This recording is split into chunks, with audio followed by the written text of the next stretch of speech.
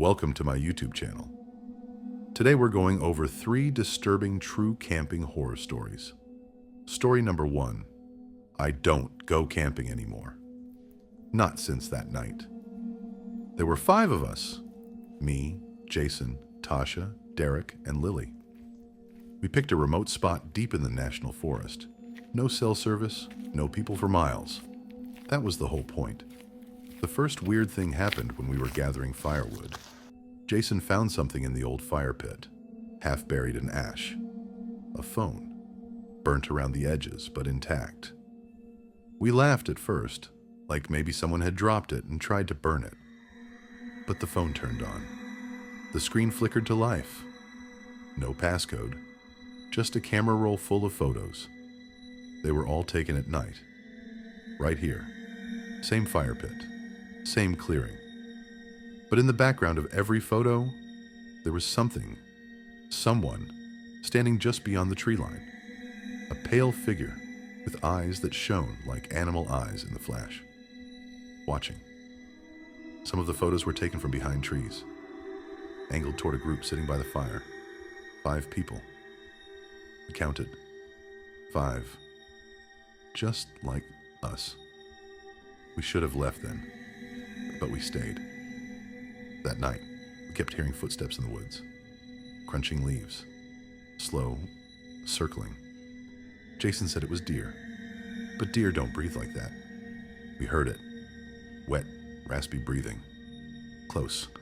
I couldn't sleep. Around 3 a.m., I got up to pee and found Derek sitting by the fire, staring into the woods.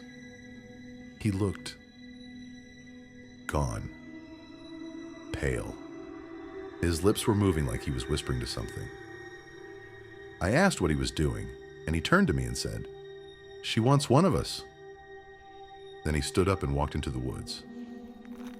I screamed his name. He never came back. We searched until sunrise, then ran to the car.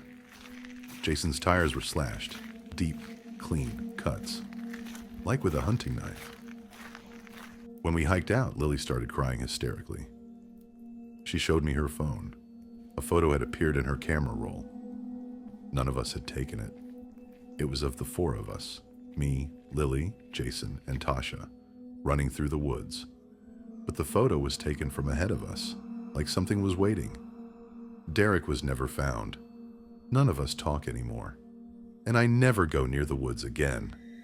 Story number 2. We had a tradition. Every summer we'd camp at Black Hollow, a quiet patch of woods near the lake. But that summer was different. The air felt wrong, still, like the forest was holding its breath. It started the first night when Tori said she saw a light moving in the trees. A lantern. Slow, swinging back and forth. We figured it was some other campers, but it never got closer. Just circled. The second night, we were telling ghost stories when Shane pointed. There he is again. Sure enough, the lantern was back. Closer this time. I could see a figure now. Tall. Thin. Wearing what looked like an old raincoat. But what freaked me out was that he didn't make a sound. Not a single branch snapped underfoot. I shouted at him. "Hey, you lost?" No answer. The lantern went out. That night, I woke to the sound of scratching on the tent wall from the outside. Slow, like claws dragging across fabric. I held my breath. Then I heard a voice. Not loud, not angry. Just, "It's wrong. Come see the light." I didn't move, didn't breathe. I just lay there, frozen. In the morning, there were claw marks on the side of the tent. 3 long gouges. No animal did that. We packed up, started to hike out, but the trail was gone. I swear we were on it. We'd done this trail a dozen times, but now it just ended. Trees in every direction. Then we heard the lantern, the squeaking of the metal handle, the soft glow bobbing between the trees. Closer. Tori screamed and ran. We chased her. She vanished into the trees. Gone. Just gone. We found her phone an hour later, sitting on a stump. 1 new video. It was pitch black. Just Tori's breathing. Then the light, the lantern man, and her whisper, "He has no face." No one ever saw her again.